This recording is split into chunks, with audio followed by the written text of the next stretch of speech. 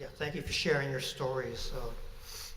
The next question, what do you think were the most important lessons you learned from supporting the strike and boycott? To resolve a situation or get answers is not easy. The struggle continues not by months, but by years. And the struggle, and in order to get a victory, you have to change tactics. You know, they started picketing at first, and it didn't work because it pitted Filipinos against Filipinos, Mexicans against Mexicans, you know, and it pitted a lot of things, the rich against the poor, the whole scenario you see on television. And that I learned that in order to accomplish what you got to accomplish in a struggle, you can't give up. You have to continue on, and you have to pursue it, because if you don't, then you've failed. And if we were already hurt, and if we didn't continue, you know, we would still be hurt. So we had to finish, and took a lot of years. It took a lot of toll. It hurt a lot of people, but we did it with Mexicanos. You know, it was a Filipino-Mexican thing, and without the two of us, it would never have been what it is today.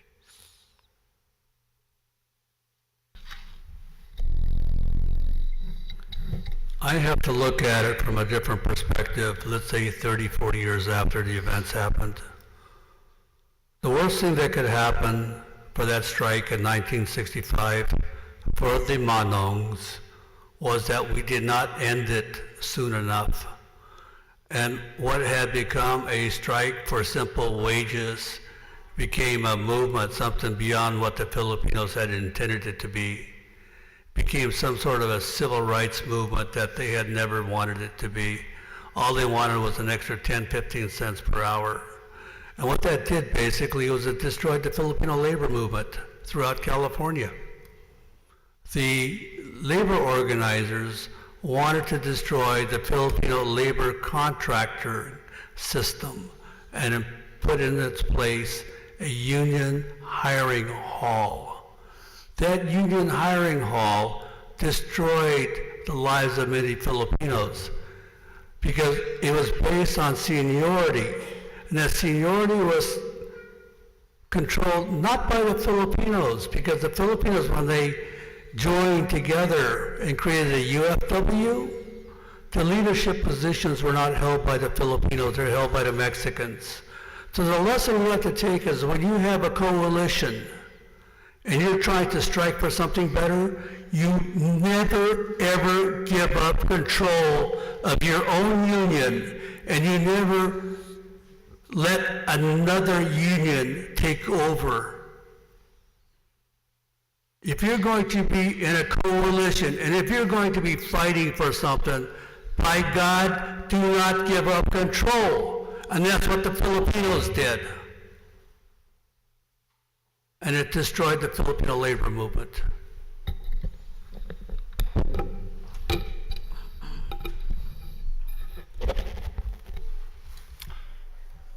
The most important lessons I learned from the strike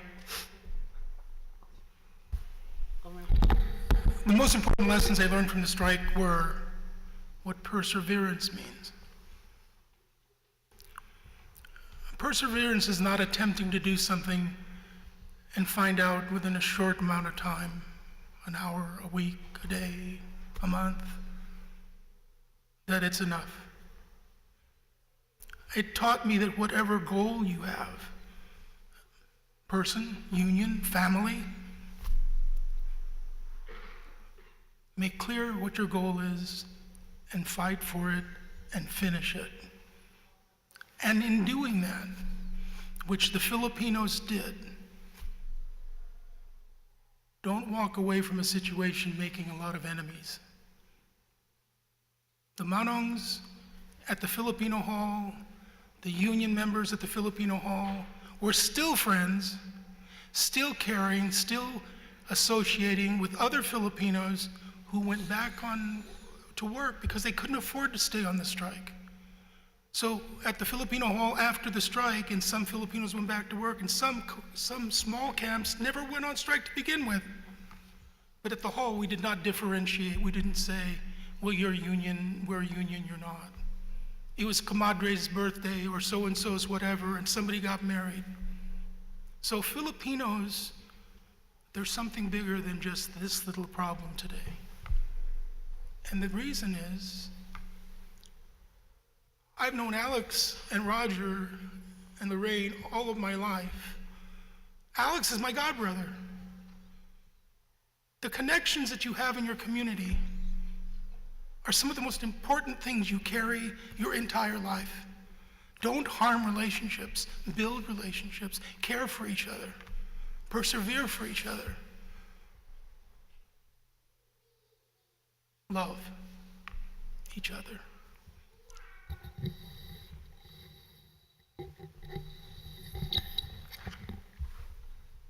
The things that were lessons in my life that I took with me, I retired about 10 years ago from Yolo County after 30 years, mind you, after 30 years of working in employment training programs, and the last 15 years with at-risk youth, with at-risk youth who they were teen parents or school dropouts or were going out of home placement, to give them an opportunity to finish their school and graduate from high school and get a job.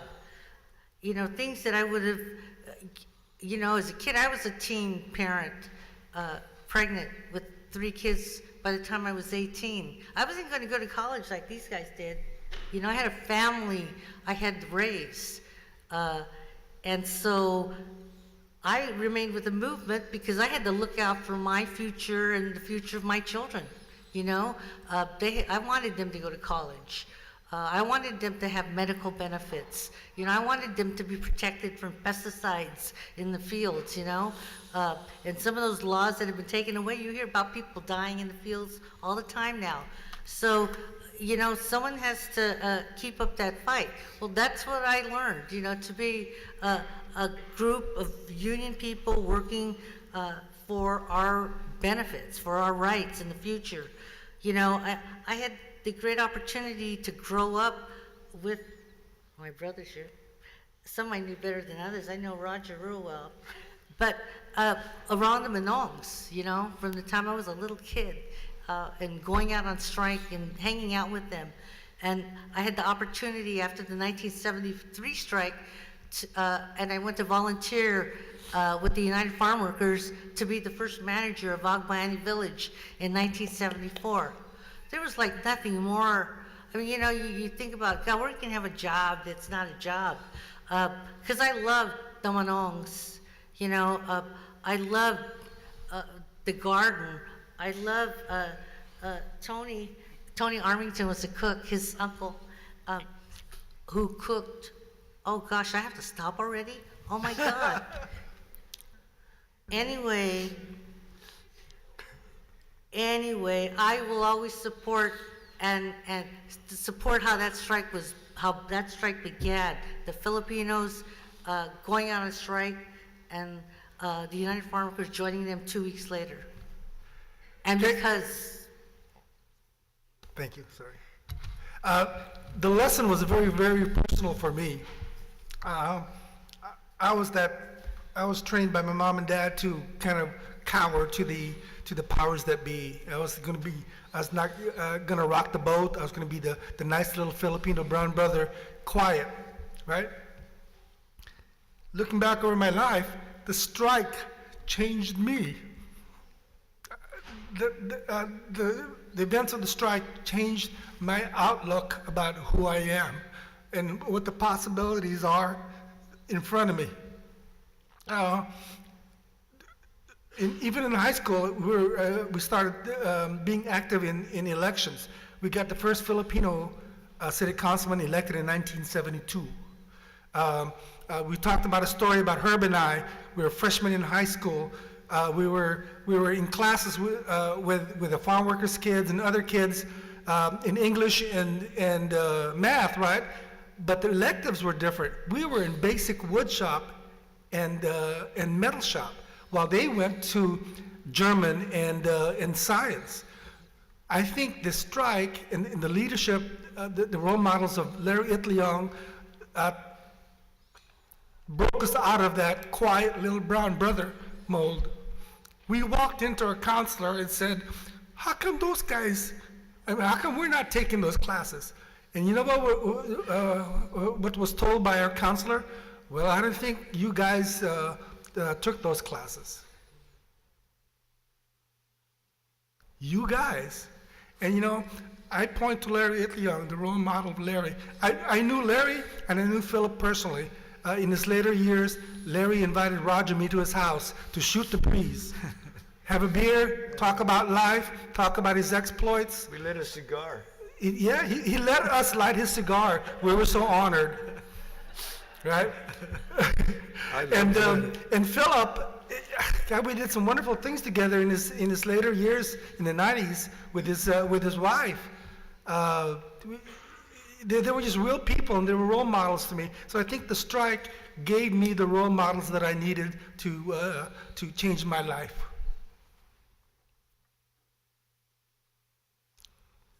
Alex, thank you, bro, for mentioning my name. Did I mention you? Last question for the panel. In what ways did you manifest those lessons in your work and life following the strike and boycott? And I know some of you already mentioned it, but maybe share something else. Yeah, like we met Manong Larry before he passed away, and he inspired us to be active. So what did we do? Me, Alex, and Herbie developed Philippine Weekend back in '75. And the reason I am here in this panel, because since 1988 I've been doing tours and Filipino things, and I don't want our history to diminish. I don't want it to be buried. We as Filipino Americans, and you know, I'm 71 now, there's a lot of young people, you know, you gotta be proud of yourself. We did something good. We took a farm labor that was non-existent, and no one cared because they worked out in the dirt and out in the fields, and you know, we had no rights. We had nothing. They didn't care. You know, we're brown, and who cares about Filipinos and Mexicans? They're just over there. Well, we're somebody. We became what we are today through the educational system, and you know, I got tougher when I went to Vietnam and came back a recon sergeant, you know. So I do what I gotta do, and I tell the story. And when they call me, I meet them at Agbiani Village, and I got a group coming in out of Stanford. They come in all the time. I got other groups that are forthcoming, we don't even know, but someone has to tell the story. And that's what I do, because I'm proud of being Filipino American. I'm proud of my race. I'm proud that we did something good, that leaders like Manong Larry, Philip, Pete Velasco, they improved the lives of a lot of our people and a lot of farm workers. And it's good. It's really good. And that's what I do it for.